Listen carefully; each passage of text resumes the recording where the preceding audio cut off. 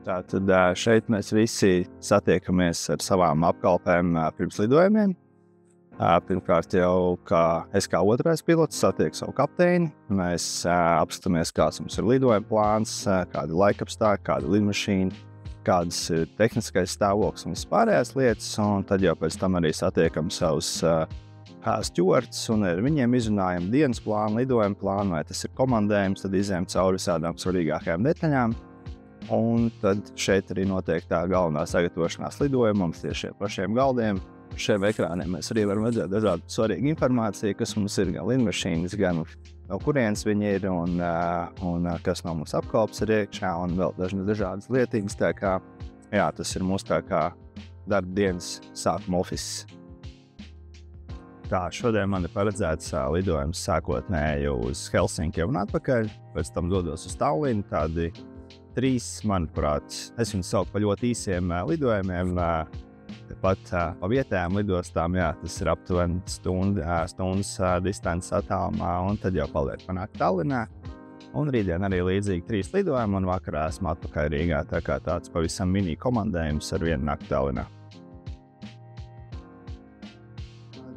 Īstenībā varbūt nemīļākā, man patīk personīgi, ja ir kaut kāda mazliet daudzveidība, ka es varbūt nelidoju tikai uz kaut kādiem vieniem konkrētiem galamērķiem, tad tas varbūt mazliet paliek jau nedaudz vienmuļi un apnicīgi. Man vairāk patīk ir dažādība, bet Eiropā, centrāla Eiropā tā varētu būt Frankfurte, pieņemsim vairāk uz Eiropas dienvidiem.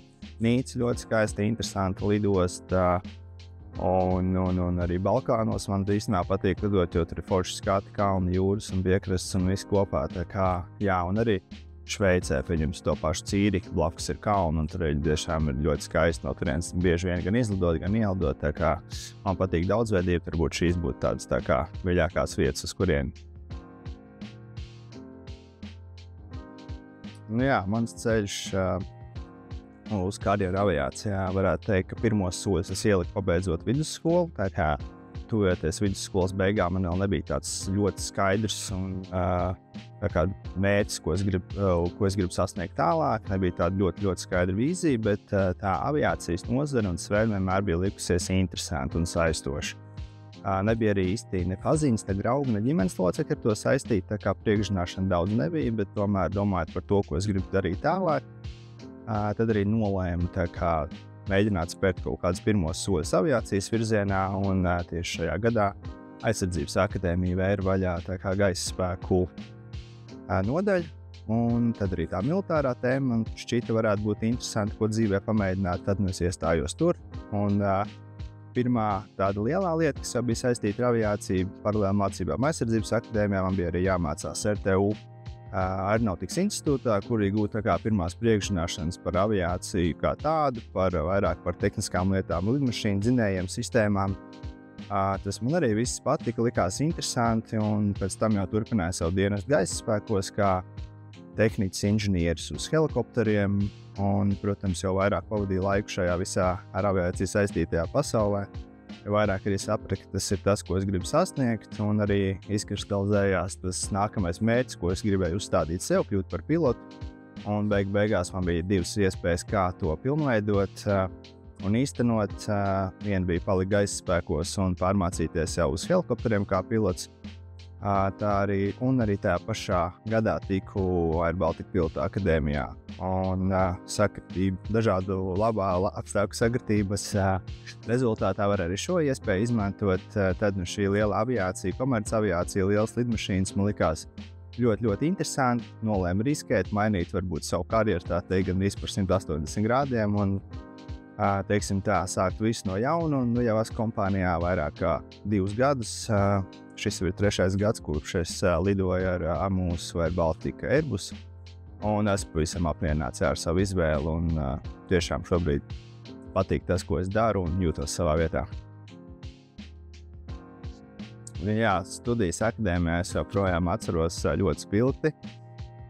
Pirmā diena, protams, ieradāmies pirmo reizi uniformās, sagriezām kliņģeri, iedzērām kafiju, uztaisījām dažas bildes, un mums jau sākās mācības, un tas apmācību ritenis iegriezās ļoti ātri, ļoti strauji. Un, protams, tas, kas noteikti ne tikai man, bet daudziem no mums ir palicis atmiņā, kas mācījās šajā skolā. Protams, sākums nav viegls, tā teorija ir diezgan grūta. Taču, jā, labi menedžējot savu laiku, cītīgi mācoties, atradām arī laiku gan ar kursabiedriem, gan draugiem iziet, saskrieties, mazliet atslēgties no mācībām. Jā. Teikt, tā viena lieta, kas par visam noteikti bija palikusi atmiņā, bija tas intensīvais sākums. Bet pēc tam jau, kad sākās praktiskie lidojumi, tas jau viss process kļūst daudz baudāmāks un to arī pacelies gaisā un tiešām sajūta un sataust, kāpēc tu esi. Un, jā, tā sajūta ir forša un tas bija tāds diezgan liels piedzīvojums, kurš man arī ļoti patika ar ļoti daudz forši iegūtiem jauniem draugiem un jaunu pieredzi dzīvē. Jā, es teiktu tā. Es personīgi, protams, nedaudz ievācu informāciju, kas ir sagaidāms atlasēs, pagatavojos, jo tas man palīdz tā kā justies tā kā pārliecinātākam par sevi, ja es izdarīju kaut kādu mājas darbu un sev kaut kam sagatavojos. Bet, protams, cik grūti tikt iekšā, manuprāt, galvenais ir, ja tu nāc uz šo atlasi, ja tu zini, kāpēc tu te esi un tie mērķi, ko tu gribi sasniegt šeit, atbilst tam, ko Pilota akadēmija var tev sniegt, tas jau būtu pats galvenais stūrakmeņs veiksmīgam rezultātam, un viss pārējais jau būtu tikai darīšanas vaina. Tā kā, jā, galvenais ir pieteikties, nākt, un ja tas mērķis tev pašam ir skaidrs, tad es domāju, tās grūtības nemaz galīgi nav tik lielas, lai šeit tiktu. Personīgi grūtākais bija posms līdz gala intervijai, kas ir ar kompānijas vadību un Pilota akadēmijas pārstāvjiem. Jo tu jūti, ka tu esi ticis tik tālu, un tā gala atbilde ir tuvu, bet tā intervija vēl ir priekšā, un tā intervija arī vēl jābūt ir veiksmīgai. Un, protams, tu zini, ka visam jābūt ir kārtībā, bet tā pašā laikā tu nezini, kādus tieši jautājumus tev uzdos un kas tieši notiksies. Un tieši tas gaidīšanas periods līdz šai intervijai, man liekas, bija tāds visu uztraukumā bagātākais periods. Jā. Bet pat intervijā jau tas viss tā kā sāk iet pašplūsmā un atbrīvotākā gaisotnē, un kad viss jau ir procesā mazliet savādāk. Jā. Tas gaidīšanas laiks līdz viņiem bija pats grūtākais man. Jā. Grūtākais periods no vienas puses bija tā kā pirmais teorijas apmācību posms, jo mēs sākām īsi pirms jau visiem labi zināmā Covid laika. Un gan arī visas mācības bija attālināti no mājām, un tad sanāk, ka tās visas dienas tu mājās piecelies, atver savu planšetīti, mācies, izpildi dienas plānu. Protams, tikai dienas plānā izpildi bieži vien nepietiek, jāieguldo papildus darbs, un tu ļoti daudz pavadīju laiku vienā un tā pašā telpā mācoties, tāpēc bija ļoti svarīgi atrast arī laiku, kad no viņas izrauties ārā. Jā. Un kad nāk pirmie eksāmeni, arī tas, ka tu vēl īsti nezini, kāda eksāmena būs, ko no viņiem sagaidīt, tad arī bija tā neziņa, diezgan lielais informācijas apjoms. Tas pirmais posms varbūt bija tāds grūtākais. Pēc tam jau tev ir pieredze, kā to visu mācīties, kaut kāds sev plāniņš, kaut kāds laika menedžments jau ir iestrādājies, tu jau zini, kā tiem eksāmeniem labāk sagatavoties, un tālāk jau tas viss notiek daudz vieglāk. Jā. Pavisam noteikti. Tas bija kaut kad septembrī, ja es pareizi atceros. Jā, man liekas, mēs sākām septembrī. Forši silta septembra diena. Pirmo reizi dodies uz lidlauku, satiec savu instruktoru, izrunā dienas plānu, un tad jau dodies uz lidmašīnu. Un ir tāds foršs patīkams pārdzīvojums pirmo reizi pieskarties tajā lidmašīnai, un tad iekāpt viņā iekšā, pacelties. Un tas vairs tajā brīdī apzināties nav tikai tāds izklaides lidojums, tas jau ir tā kā apmācību lidojums. Tev blakus ir instruktors, kurš strādā ar tevi, un tas lidojums ir domāts tev, lai tu galā saņemtu šo licenci un varētu doties tālāk. Tā kā tā bija tāda ļoti forša sajūta pirmajā lidojumā. Pirmais solo būs laikam visspilgtākā atmiņa no visiem lidojumiem, kas man ir palikusi. Tā ir tā pirmā reize, kad iekāp lidmašīnā, un tu esi viens, un tu pacelies augšā, un tu zini, ka tev vairs nav neviens, kuram uzprasīt padomu, ja tev gadījumā kaut kas liekas ne tā vai savādāk, kā gribētos. Tu esi pats atbildīgs par visu, pats jau tā teikt komandieris par savu gaisa kuģi, un tā sajūta ir ļoti forša, protams, ka tu nosēdies un zini, ka tu esi izdarījis foršu darbu, un tā pirmā reize gaisā esot vienā veiksmīgi izpildīt, superīga sajūta. Es biju mazliet iespīdis, tā kā man tas bija ļoti atsvaidzinošs process. Jā.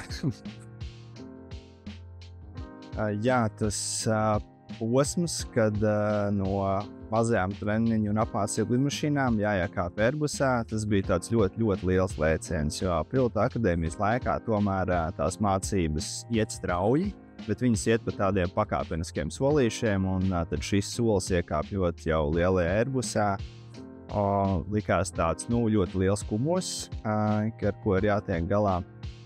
Taču no otras puses, protams, tas arī bija ļoti interesanti, kad tu beidzot iekāp šajā simulatorā. Protams, sākumā tā kabīne ir tieši tāda pati kā dzīvē, un tu beidzot redzi, kā tas izskatās, un sāc saprast un mācīties, kā tas viss strādā.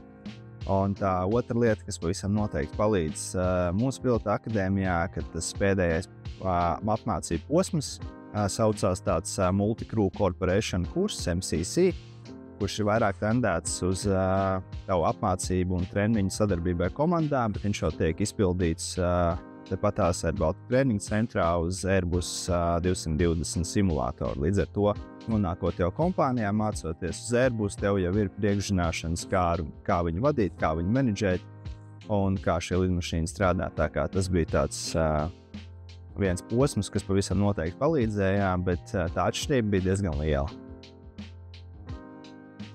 Es teiktu, ka pilnīgi visu, man liekas, pārzināt nevar. Protams, mums ir jāzina viss, bet vienmēr ir kaut kādas lietas un nianses, kurš tu zini vairāk, kurš tu zini mazāk, bet kopumā pavisam noteikti es jūtos pārliecināts ar to, ko es daru un savā ikdienas darbā. Protams, ir dienas, kad viss iet no rokas, un ir dienas, kad varbūt ne tik daudz, taču tā jau ir visur.